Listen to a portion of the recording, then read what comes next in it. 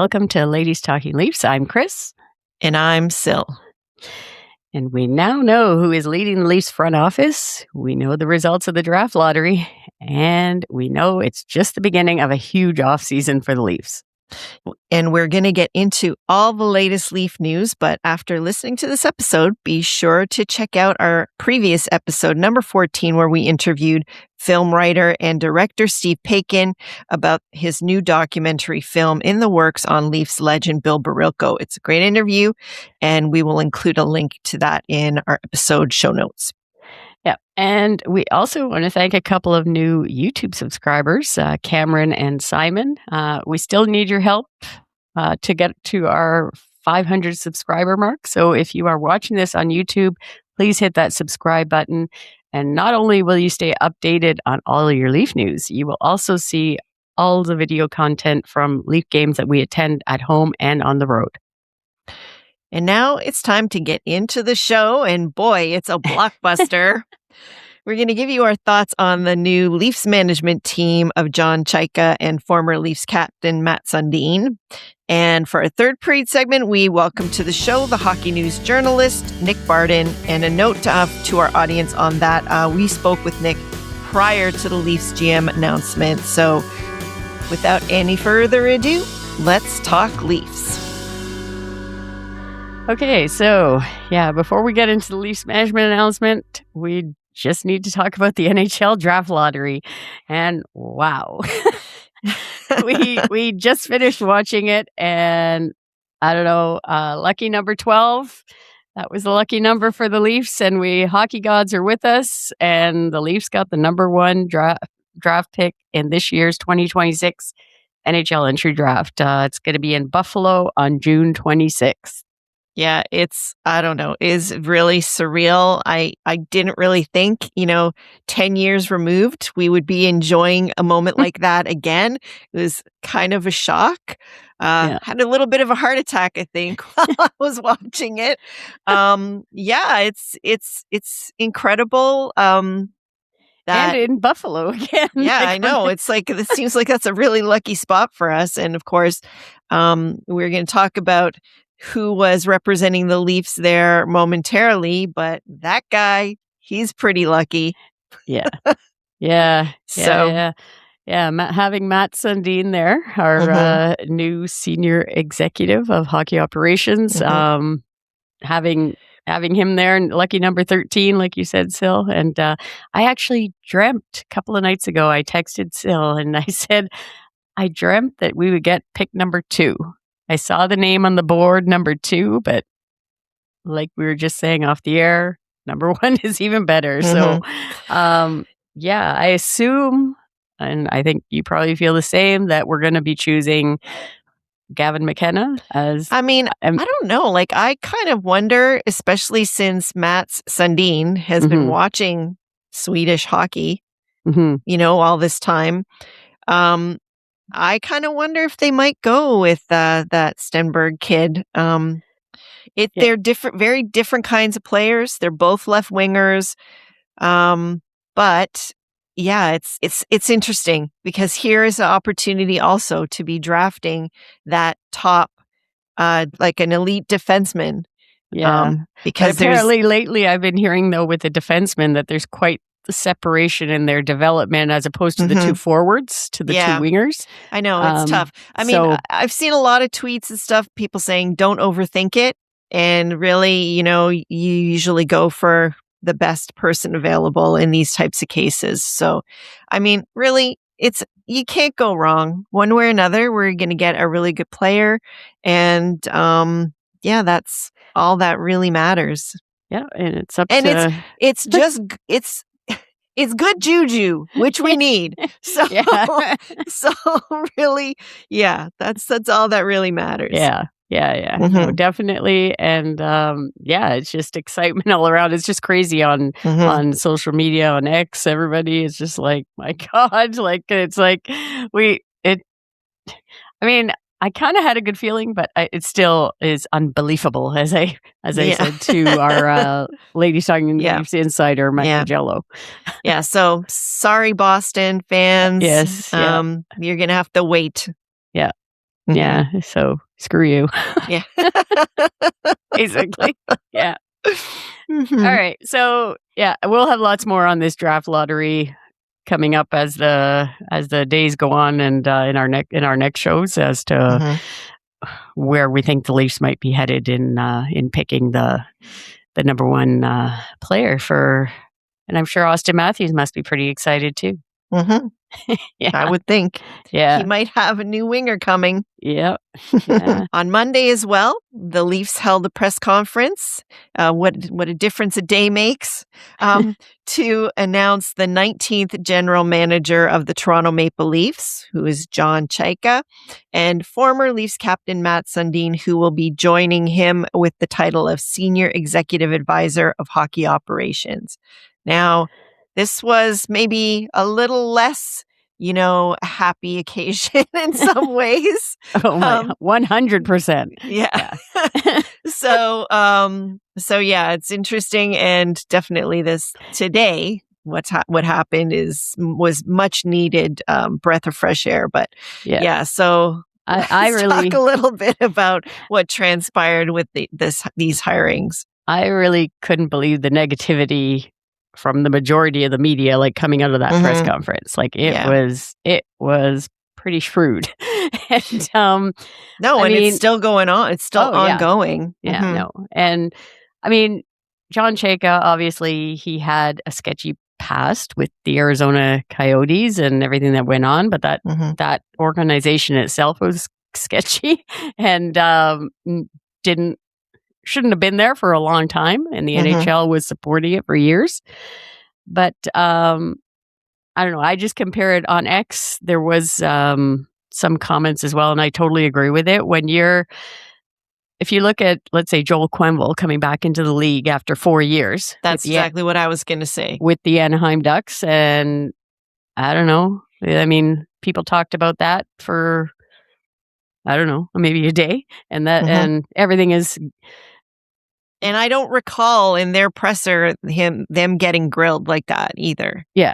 Raked over the goals like that. Right. And in such a way. I also feel like the press in Toronto, they do get a lot of access. A lot of the people that have been saying negative things, they are offended because Keith Pelly came out and basically said that the things that they were reporting weren't true. And so they took offense. And, and I understand that. But the people that they talk to, you cannot assume that they also didn't have agendas as well. So I don't know who they spoke to, if it was people that were in the organization that shouldn't have been talking in the first place. But not everything that you're told is 100% going to be correct and above board.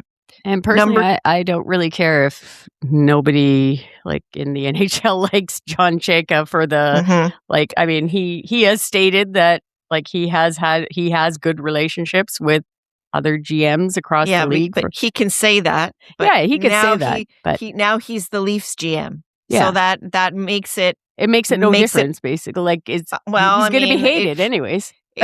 Yes, regardless. So in that regard, maybe they hired the exact right guy, because he's not going to be liked one way or another. As soon as you put on that little pin, you're persona non grata within the league. Yeah. One thing that maybe is not great about it. Yes. Does anybody deserve a second chance? Absolutely. But we just said, being the Leafs GM is already a hard enough job. Why do you want to make it harder? Like, they didn't have to make it this hard.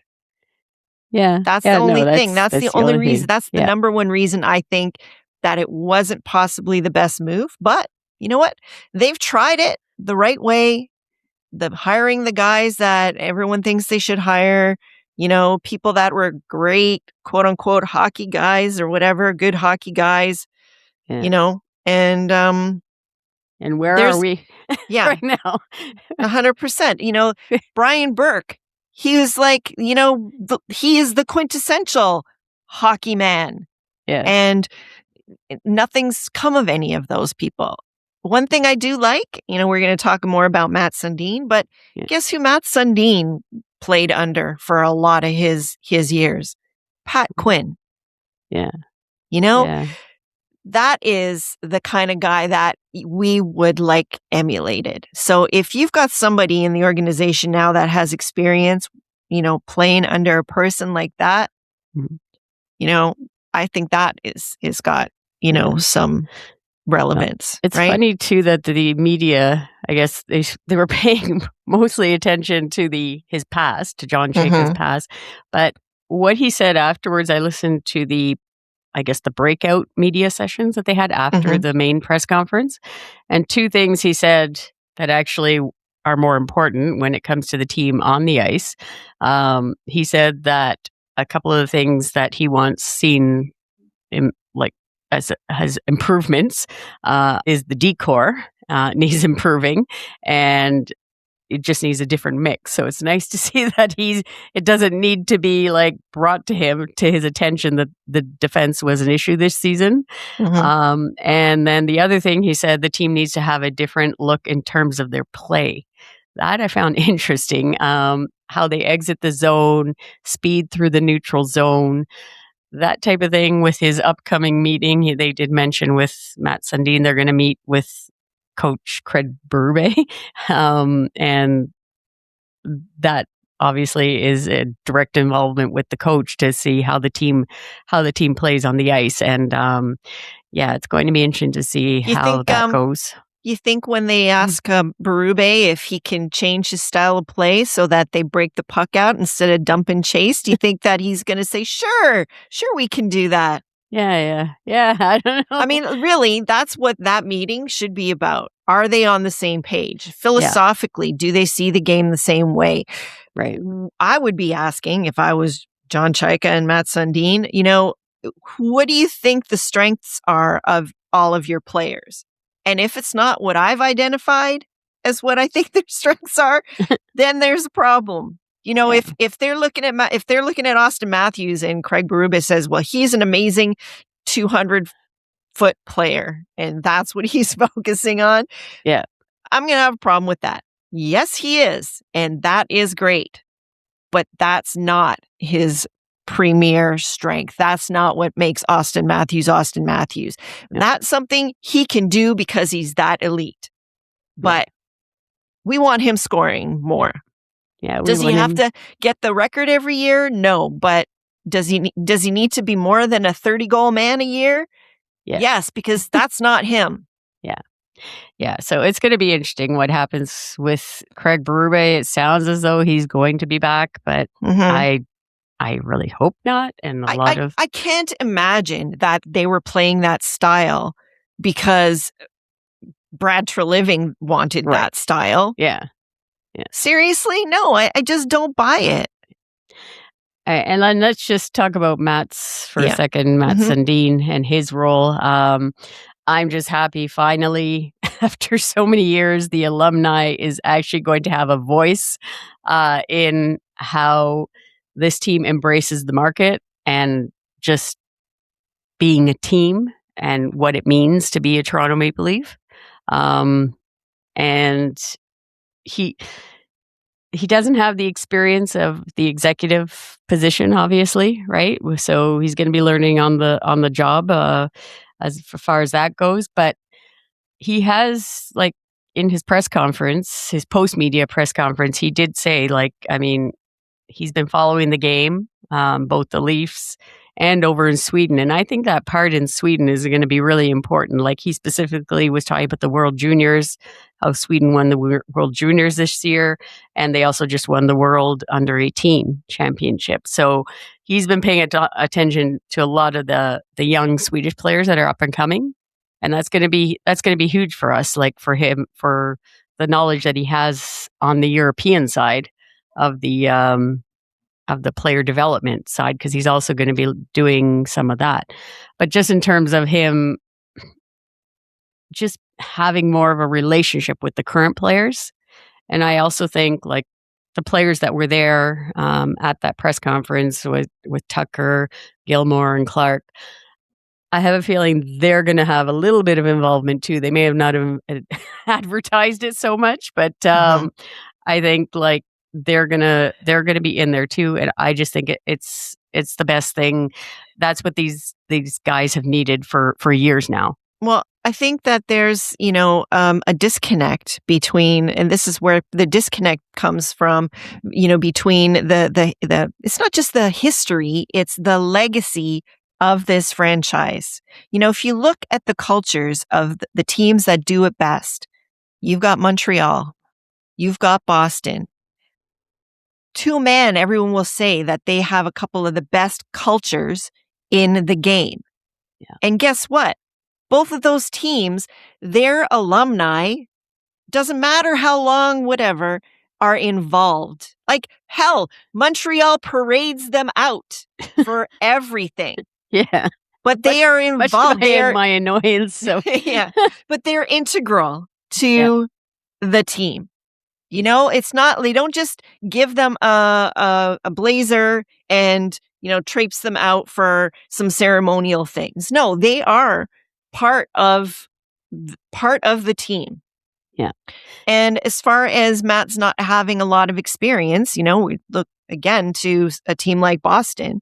Cam Neely came in there as a vice president. He was even called when he first started with the team. He's still with the team in the president capacity. So there's that where he can grow into a bigger role potentially if he wants to do that. But as an elite player like that, when you're a special player, you don't need all of that experience necessarily to be able to have an impact and influence on your team. And having a guy like Cam Neely, the culture filters down from guys like that. And so that's kind of how I see a real similarity between what Mats might do for the Leafs and what Cam Neely has been doing for like the past 2 decades in Boston. Yeah. And when it comes to culture too, I just want to make a quick note about Austin Matthews and I guess an article that came out on the future of Austin Matthews that came out today with from Chris Johnston. And I was actually surprised that CJ, normally I like CJ's articles, but I wasn't too impressed with this one. The way he, all of a sudden he's saying now that he's reporting that Austin Matthews is not sure if he wants to play for the Leafs next season. I was actually kind of shocked, and a lot of people were shocked that Chris Johnston wrote this. But I just think, is that his opinion, or is that because he says, talked to him? According to NHL sources. So I'm like, okay, sorry, who are his NHL sources? The Kachuk brothers? Yeah, I don't know. But last time we heard from Austin Matthews, we heard, and we said it on our previous podcast, that he loves being the captain of the Toronto Maple Leafs. It's an honor to put on the jersey every day. And now all of a sudden, he's not sure if he's coming back next fall. Let's say, first of all, he doesn't really have, really, it's not all up to him. No, but unless he's got 2 years on his deal still. But unless he absolutely hates the choice of John Chayka as a general manager, I just don't understand how Chris Johnston came out with this out of the blue with the league sources. Chris Johnston, I think, is a little PO'd with what went down yesterday. I honestly think so. Well, there is talk of something. I haven't seen Elliot Friedman's. He had a one-on-one interview with general manager John Chayka. And there's some. Oh, I did see that interview yesterday. Yeah. I didn't see it, but there are some people that are just saying it's the whole Rogers and like the Bell, like the TSN side, kind of butting heads, sort of like to kind of bring up these different views, because you don't really hear anything from, like, let's just say like Nick Kyprios or Justin Bourne, their show, like to say that it was like such an awful that signing or so I don't know. And then I just didn't like that article. I was just like, how do you just come out with this? Meanwhile, like just a month or so ago, he was actually saying the same thing that we know is the fact that basically, he's under contract for 2 years and he's happy. He's a Leaf. He seems to be happy, and that's what he's saying. He has 2 years left, and Yeah, and it depends on where it's going with the management team, obviously coming up with a plan. Well, I mean, the guy was just hired yesterday, so I mean, give people a chance, right, for the plan and to actually talk to Austin Matthews. He's only texted with him. Well, his contract is up at the same time as another guy, so yeah. Yeah, but I mean, I don't know. I just think too, from one of our previous episodes with Lance Hornby, like he said, right? He goes, if Austin Matthews decides now at the first chance of seeing that there's some turbulence happening, and you're going to jump ship right away, then you're just going to take off. Well, then whatever. I guess that's the type of person you are. Then see you later.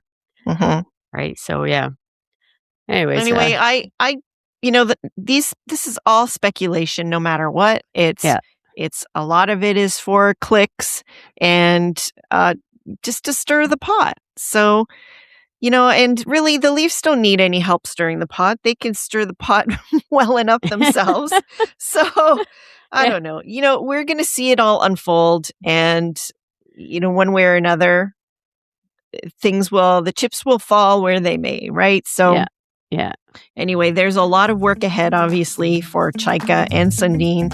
And for our third period segment, we welcome to the show Nick Barden of the Hockey News to talk more about the upcoming decisions for the Leafs management team, the draft lottery, and the Toronto Marlies, who are currently in the AHL playoffs and doing quite well in their round against the Laval Rockets. For our third period segment, we're joined by Leafs and Marlies reporter Nick Barden.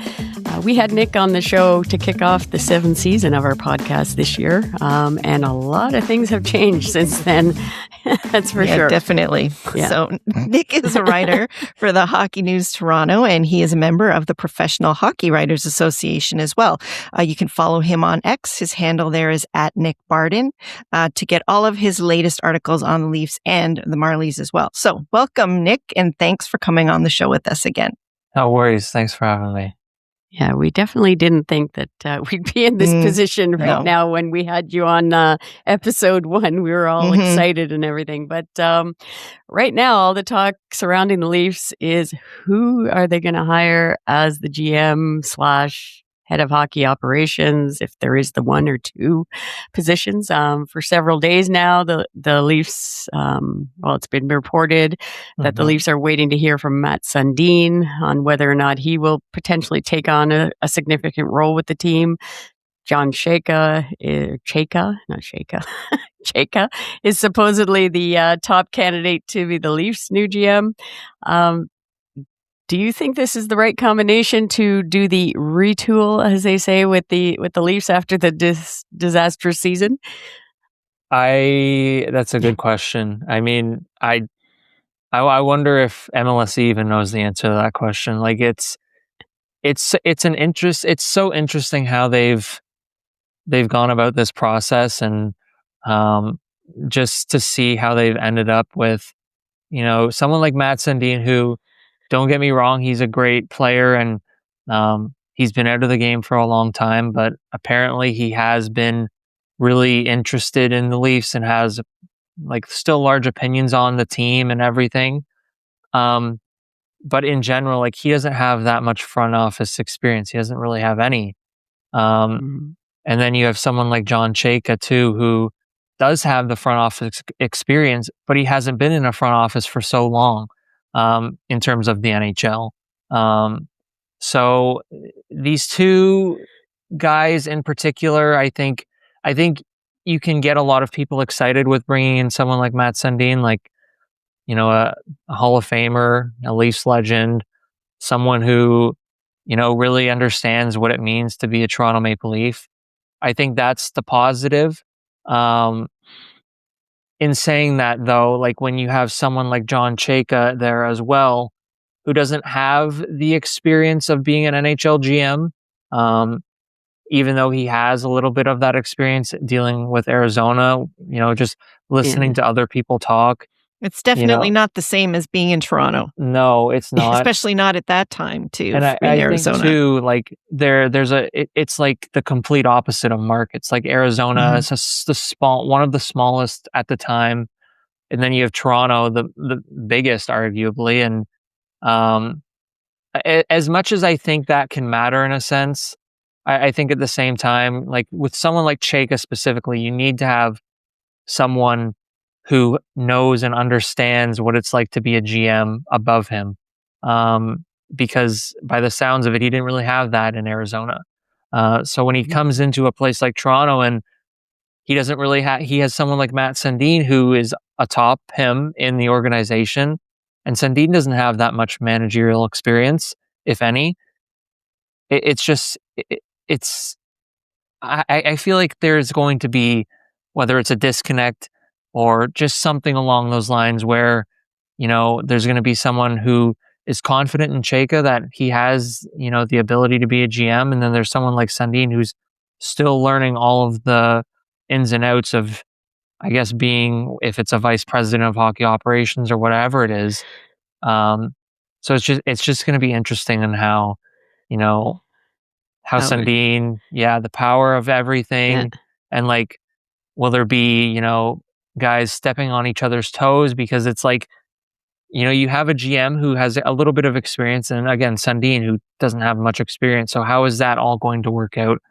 And I mean, they didn't choose each other either, no. Which is the other bizarre thing. Like, you go through the whole thing of having this search team and everything, and then in the end, you are basically, it's like a forced marriage kind of thing, Yeah. I think it's one thing I did hear though, just is about Ty Domi's, I guess, involvement in all of this. So maybe they know each other better than we think. So it could be that. Yeah, and obviously Ty and Mats are, let's say, best friends now, former teammates, obviously, and the connection with Max Domi and all that. Like, but all that to me does not get you to be qualified to be a general manager of the Toronto Maple Leafs. Like that, I don't know. It just seems a little bit off that way. And I was hoping, like, what do you think of Scott White, the other potential candidate for the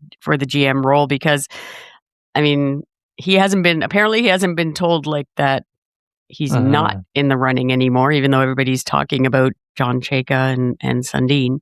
Yeah. But have you heard any positives or anything about Scott White as a candidate? I think there's positives in every, among all the candidates that were, I guess, talked about. I think there's positives in each of them. It's just, again, it's really difficult to think of the GM position of the Toronto Maple Leafs and how there are not very many experienced people lining up for that job. Like, unless they've talked about a lot of people, or unless they've talked to a lot of people, who, have experience. Like, I think there was a report yesterday or the day before that they asked for permission to talk to Julien Brisebois, and that obviously was denied. It's whether you go with, John Chayka or Scott White or the other ones, like it's very difficult to, I think for Leaf fans at least, to feel excitement when a lot of these, candidates or potential GMs haven't had experience as a general manager.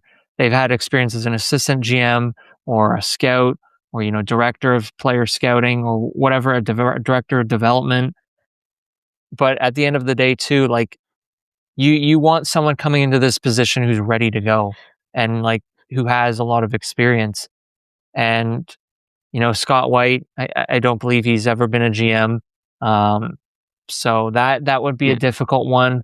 Again, John Chayka too. But the only thing about Scott White that I thought was a positive, obviously he's an assistant GM under Jim Nill in Dallas. Yeah. So, and Jim Nill, everybody, whatever, is he's obviously done a great job in Dallas with the Stars. And he's also, I was just thinking, because there is the director of amateur scouting, Mark Leach, with the Leafs. Yeah. And he came from Dallas, right? So I just thought there might be at least there's a connection there, sort of thing, within the hockey role, as opposed to Ty Domi. I don't know.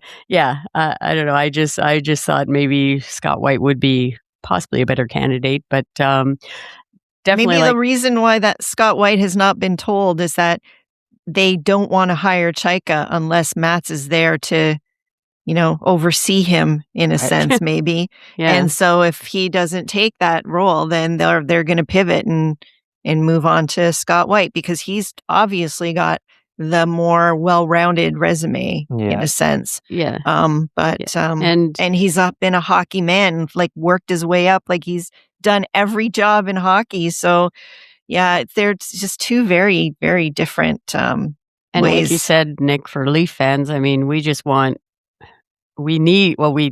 need somebody to come right in and be ready to go, basically, because there's a lot to do, like a lot of work in a short time. Yeah. And it's like they also, like these people also, it's hard because like when you look at Dubas's tenure, like as good of a GM he was, like I often wondered sometimes if he got like the other end of the stick in terms of trades and like teams, thinking like, oh, because you're the Leafs, I'm going to have to say this player costs more because it's Toronto. Yep, there's a Leaf tax for sure. And whoever comes in is going to have to handle that. Yeah. And I think too, like you have to maybe take that Leaf tax away a little bit. You have to have the respect of other GMs. And if you are a new GM, a brand new GM, like it's going to take time to earn that respect. Maybe you obviously have it working in the league, like whether it's Scott White with Dallas, or whoever else. Like with a guy like John Chayka, like how much respect does he have of the GMs around the NHL? Like he's going to have a lot to prove coming in for sure. All right, so whoever ends up being the Leafs management team, there's obviously a lot of work to do to improve the roster next season. So the draft lottery is coming up this week on May 5th, which could help the Leafs if they remain at the same or better than the 5th overall pick. So from what you saw of the Leafs this season, what do you think is the top priority that needs to be addressed with the current roster? I think that depends on where they fall. If they within the top 5, like I think if you get number 1, you have to go best player available. As much as I might think like you need a defenseman, I think that's the biggest thing. If there's anything they need, it's a number 1 defenseman. Like they need someone who, they drafted like Morgan Rielly, who can come up and be that player.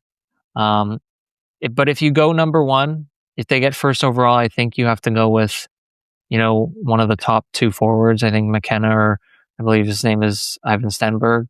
Yeah, well, I guess that will, if Sundin's in the picture, it might be that guy. Yeah. But if you fall, I think if you fall 3 or 4, you have to go with one of the defensemen. Now, I think in reading about them, they've dipped a little bit in terms of their play, and I think people might be questioning, what type of defenseman they can be in the future in terms of guys like Verhoff, or I think Chase Reed. Like, I think those are the 2 that the Leafs would want to go for. That's just me guessing. But then if you fall like number 5 and those defensemen aren't available, like you could go with someone like Caleb Malhotra, who, would be a good center for the team for, again, the long term. And you lose a guy like Fraser Minton, you don't really have that center depth anymore. So I think it all depends on their position and where they are. But, my gut is just telling me they're going to hit 6. And they're not going to get it. If that happens, though, we do have a second round pick now, courtesy of Scott Lawton. So is there anybody that maybe that is kind of in that lower group? Do you think that they could, if they pick well, because we just talked about, Leach, for example, he finally has some picks to work with. Maybe they can find somebody in that second round that could fill some of our void. Yeah, you have to hope. Like, I think I'm not too sure who would. I'm not very, very well versed in terms of like the potential prospects that are coming up. But I think when you have someone like Leach, like you look at the draft picks that they went with last year, and Hopkins and Harry Nancy had a great season. Tinas Luke Koblars, had a great year too, I think. So there is some excitement there. And I think too, in the past, like you look at a player like Noah Chadwick, who they picked really late in the draft, and he's someone who's, had a great season with the Marlies. And just a couple other guys, like they have experience in picking lower and, getting, talent and getting guys who can turn into NHL players.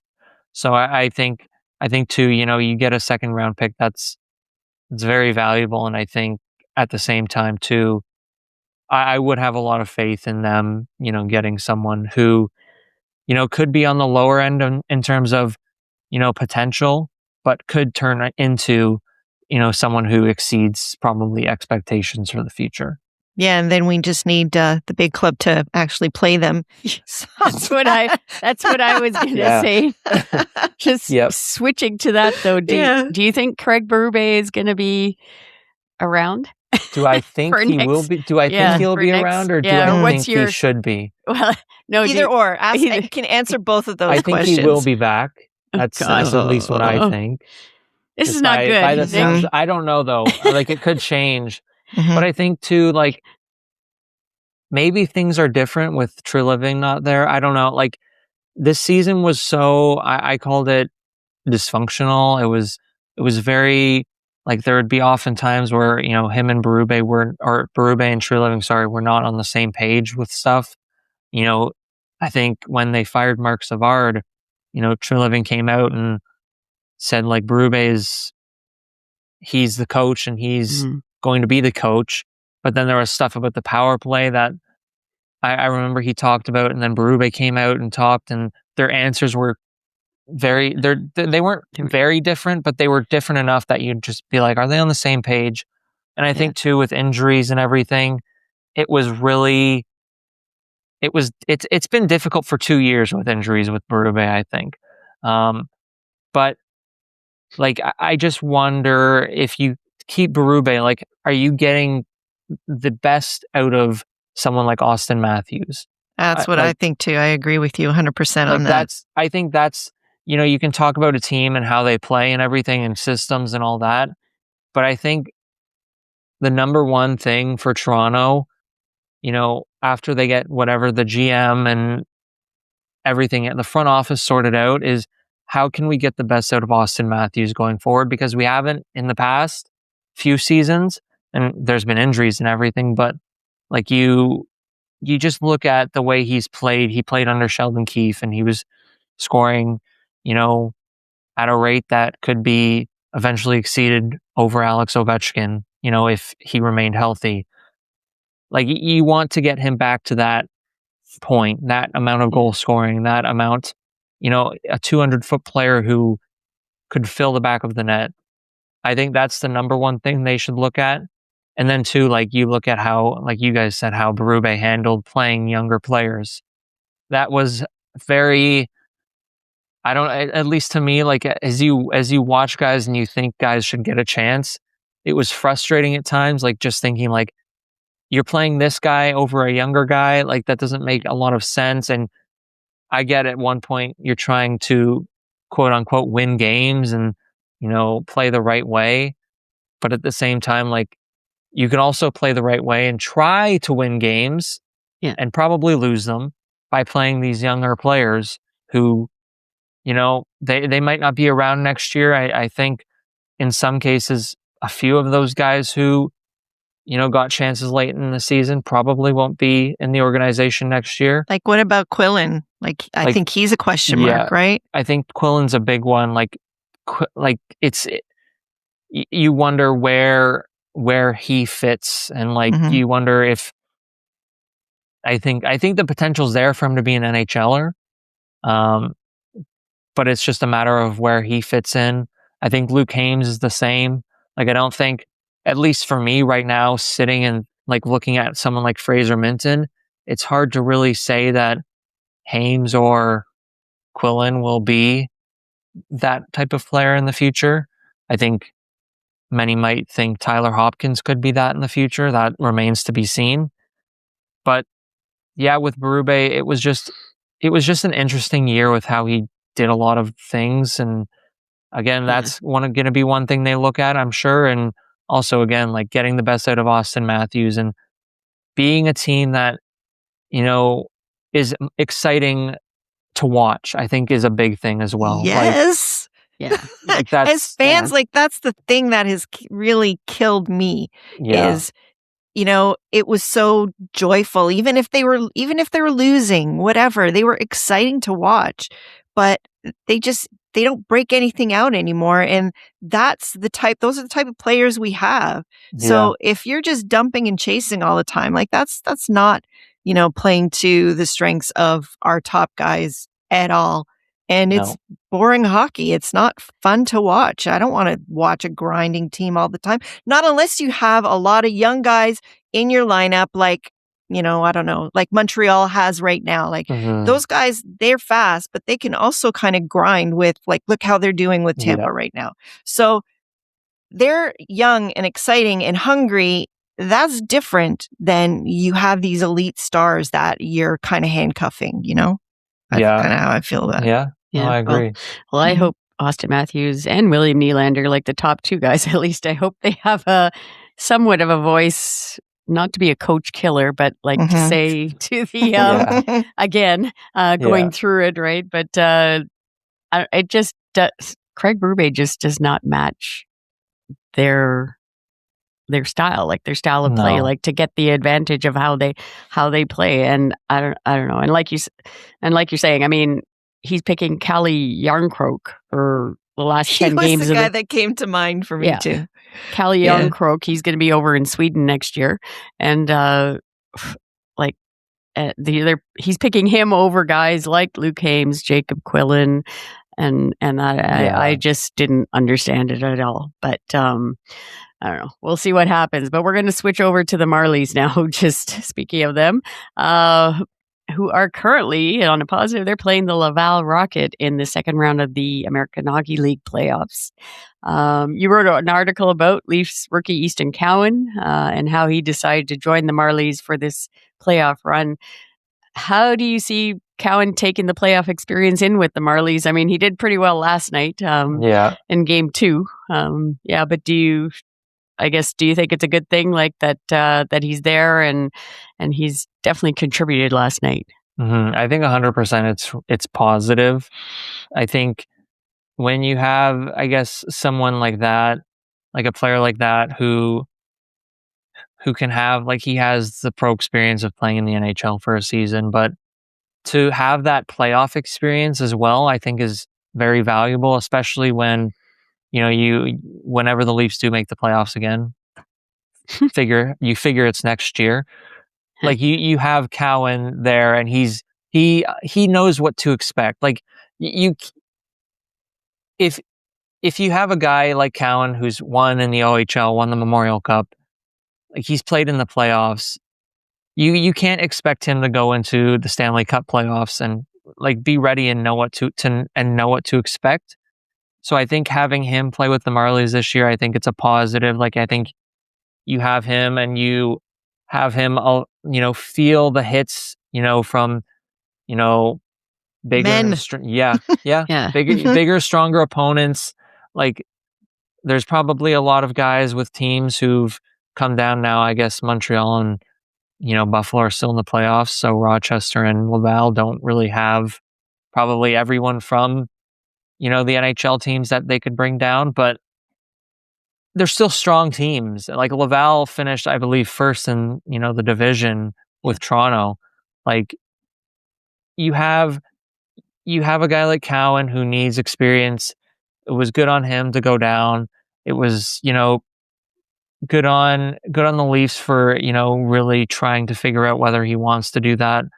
Because it sounded like it was a decision from both sides.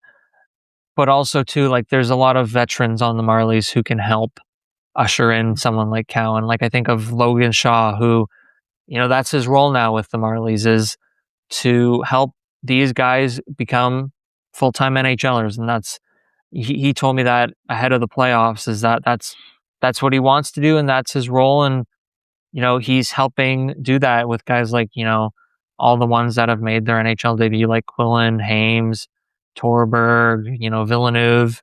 Like, there's a lot of benefit for Cowan to be down there. And I think, the leadership of the Marlies is one thing. And two, like, just being able to be confident in that sort of style of game and, the playoffs in general. Like, again, he had his junior stuff, but the pro level is another step. And he didn't have the best, I think, series in, the first few games against Rochester. And I'm pretty sure he knows that.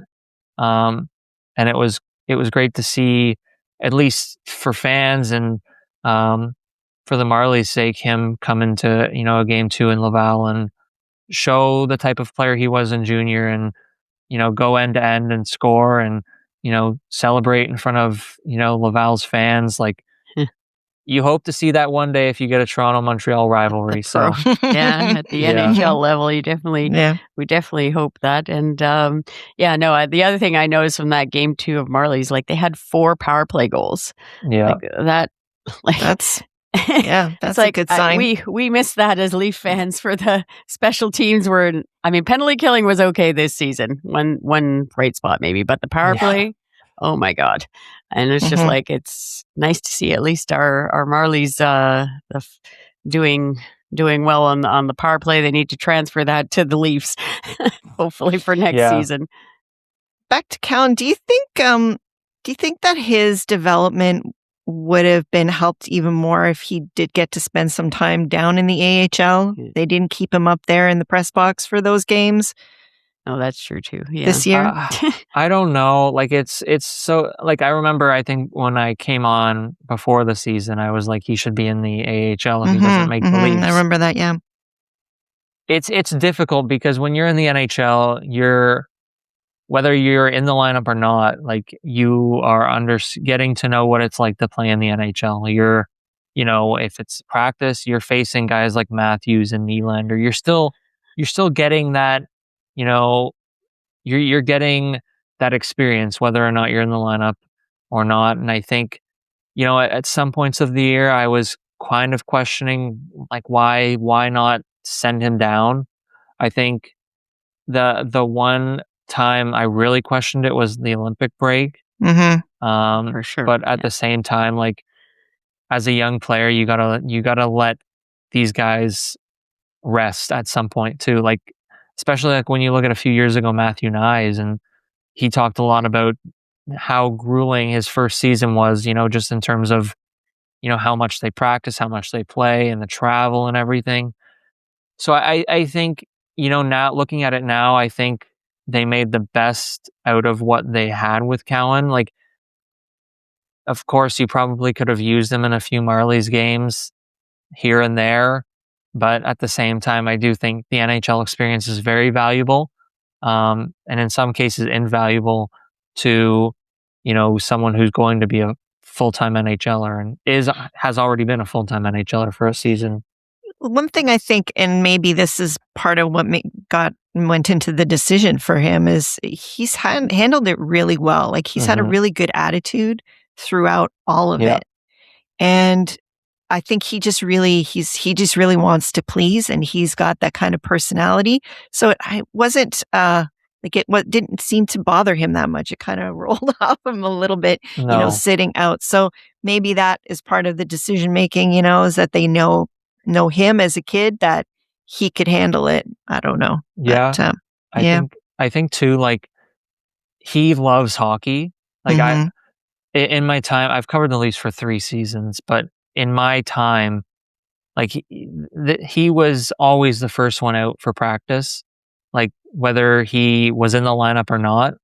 Like, that really surprised me, just in terms of, he's a first year player, and obviously you never want to step on, any other player's toes and, showing them up, I guess you could say.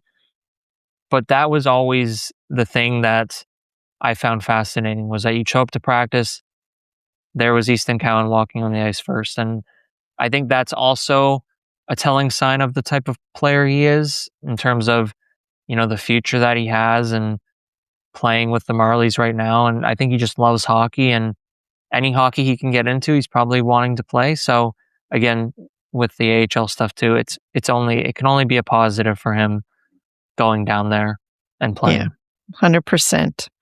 So, of course, we're hoping that the Marlies have a deep playoff run en route to the Calder Cup. As fans, hope is kind of our middle name, I guess you could say. We all know that once you get in, though, like anything can happen. So, having covered the team all season, realistically, how far do you think that they can go? And do you think that any playoff success that they have right now can filter through to and have a positive impact on the big club going forward?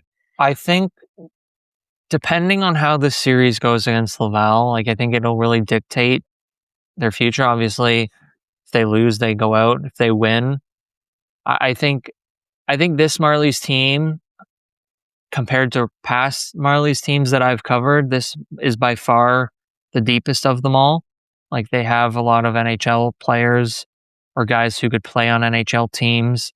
Like you look at, again, like someone like Shaw, Bogru, who played with the Leafs, Pizzetta, Vinny Lettieri. Like these guys are having strong years, and if they can get past Laval, I think there's they could go on a deeper run.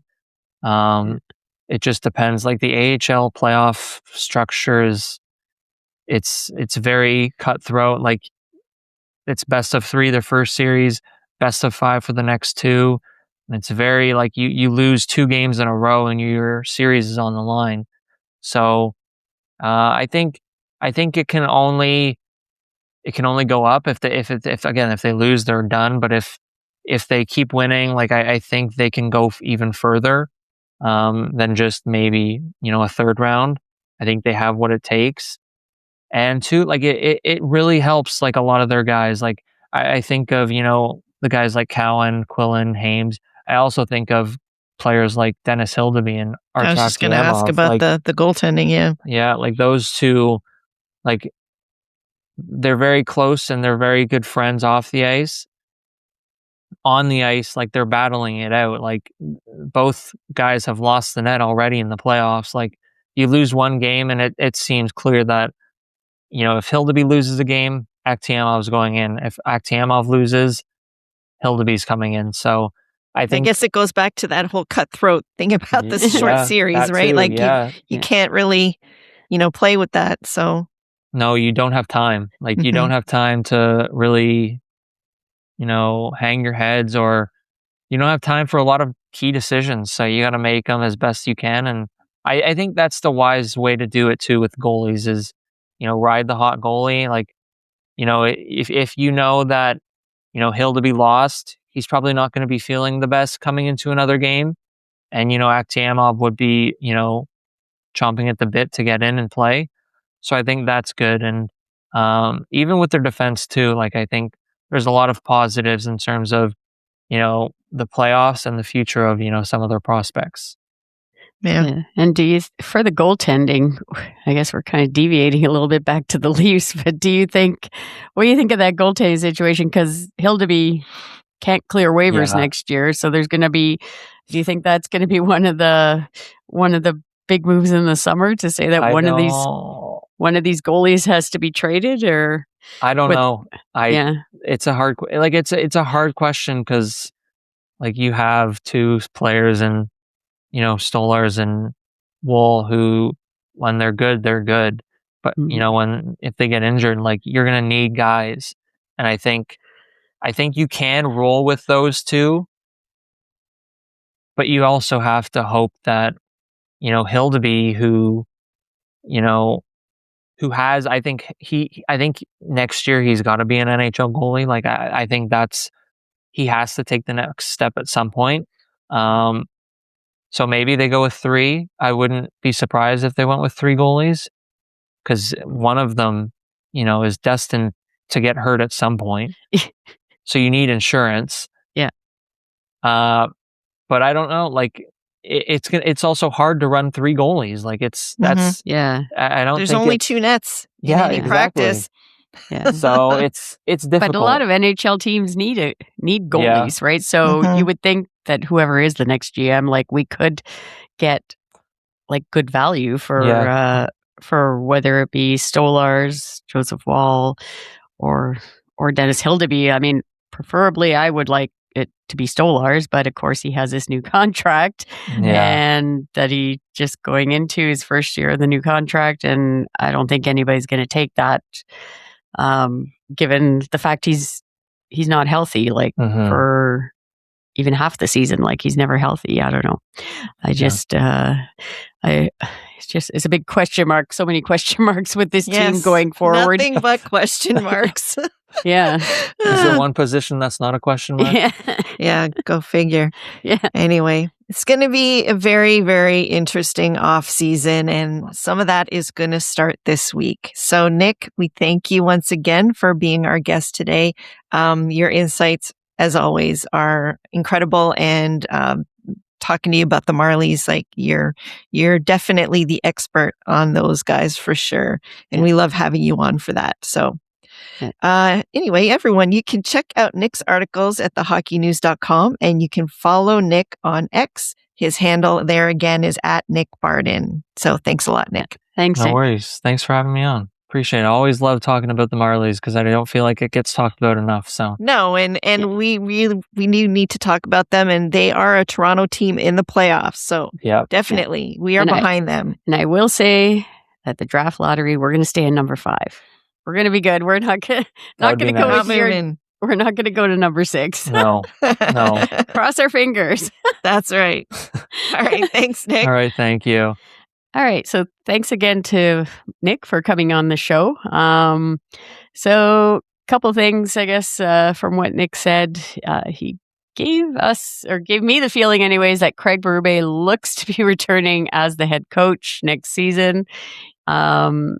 Even though from what he saw from watching the team at practices and in games, Nick didn't feel confident that that would be the right choice, which is what majority of people are thinking. But I don't know. We've talked about it so much now. It's just like that. Craig Berube seems to have this connection with MLSE CEO Keith Pelly, and I'm just assuming now that if he's back, and it's. Unless Austin Matthews says, or William Nylander, if they both say that this guy has got to go, then, which is what I mentioned to Nick, then, then like they got to get rid of him basically. I do think that these discussions that they have with him initially, they're going to have to be some pretty big red flags and, differences in opinion and philosophy. For them to make a change now. But you know what? If they come out again like flat and really not doing well by October, November, late October into November. Then maybe they'll make a change then. Yeah. But at this point, these guys are both new. And as much as we hate that somebody's going to, again, evaluate, because neither John Chayka or Mats Sundin have a lot of clout right now, they're not going to be able to just come in and pull a trigger like that, I don't think. So, yeah. And it should have been done a long time ago anyway. Like, should have been done in December last year. They should have made a wholesale change then. Yeah. So, but it didn't happen. So now it is what it is. And John Chayka and Mats Sundin are going to have to, I guess, work with Craig Berube, get his thoughts, and see where it takes us. There is a person that John Chayka has worked with in the past on the bench currently, and that's Steve Sullivan. So that's sort of interesting. Oh, that's true too. Yeah, they're both together in Arizona. So yeah. But hey, we got the draft lottery, so number one in the draft. So that changes everything too. When it comes to young players and somebody playing those young players, and we know how much he likes to do that. Yeah, so that's the other thing that Craig Berube definitely has to show, that he's going to do that and develop the players properly, give them an opportunity with the big club. So because that's what we need, definitely, because we need to be faster. We need speed, and the league is just getting faster and faster, and we've fallen behind. No, absolutely. Yeah. And of course, Nick is a wealth of information. He talked a lot about the Marlies players currently that have been up with the big club. And that's guys like Jacob Quillen, Luke Hames, Noah Chadwick. He's had a cup of coffee a couple times. Not really this year, though. No, not this year. Yeah. Anyway, he thinks that if given the opportunity, they could help the Leafs, roster. Yeah. But, like you're saying, it goes back to, the head coach and whether or not he's willing to play these guys. However, Brad Treliving probably wasn't the guy to press that with him, maybe, but John Chayka might give him different reasons. Number one being you want to stay here, you're going to play these guys. Yeah. So he may be able to, give him more incentive and show him in a different way why these guys could be useful. And not just in like a put him in for 5 minutes on the fourth line either. Yeah. Because it is all about finding the strengths of your player and making sure that they are put in a position to succeed. Yeah. And that's not always going to be the fourth line just because you want to shelter them. Yeah. And having a style of play that matches those players. 100%. Right. Yep. That's number one. So like I just like going back to what I said earlier about John Chayka and how he said about the style of play and speed through the neutral zone, exiting the zone with speed. Like those are all things that young players, and even the veteran players, you got to have a good mix, basically. Mm-hmm. So, but yeah, Nick really gave us a huge amount of information, even on Easton Cowan, how he's doing down there, but in the playoffs, it's a valuable experience just being in the postseason and playing meaningful games like that for him. So yeah, absolutely. So hopefully the Marlies can keep it going with a long playoff run. Currently, they're playing the Laval Rocket, and they're up in the series 2-1. So we'll see how it goes. And in the meantime, the easiest way to keep up to date on all your Leafs news is to follow our show. We also would love to hear from you. So please leave us a comment and let us know what you think of the show. We want to thank you for listening to us on the Believe Network, Believe.com. It's BLEAV.com, or on any of the podcast app platforms. Say that quickly. And a note, we are also now available on video on Spotify. Woohoo! So you have the option to listen or watch the show. And another way to help us out is by visiting our Ko-fi page at Ko-fi.com. You can follow us there. And if you choose to, you can support us by buying us a coffee. Any donation goes towards helping us produce the show and making it even better for you. You can find the link to our Ko-fi page on our show notes or in any of our social media profile pages. And thanks to our healthcare workers and first responders for all that they do. And we thank you, as always, for listening and watching Ladies Talkin' Leafs. Till next time, go Leafs, go! And go Marlies! Yes, go Marlies!